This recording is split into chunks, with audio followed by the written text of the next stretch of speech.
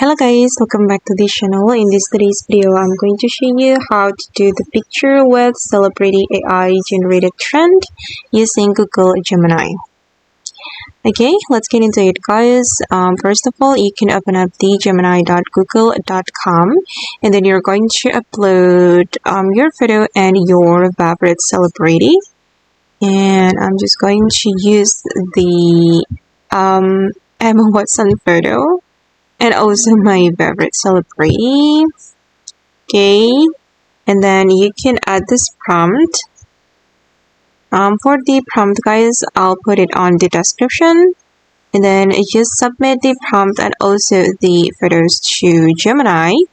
And the Gemini will create photo for you. Okay, it's still loading guys. Okay, and this is the result guys. Yeah, it's cool. And if you want to download it, just click on this download icon and the photo will be saved to your device. Okay, and that's how you can do the picture with celebrity AI generated trend using Google Gemini. I hope this video will be useful for you. Thank you so much for watching and bye.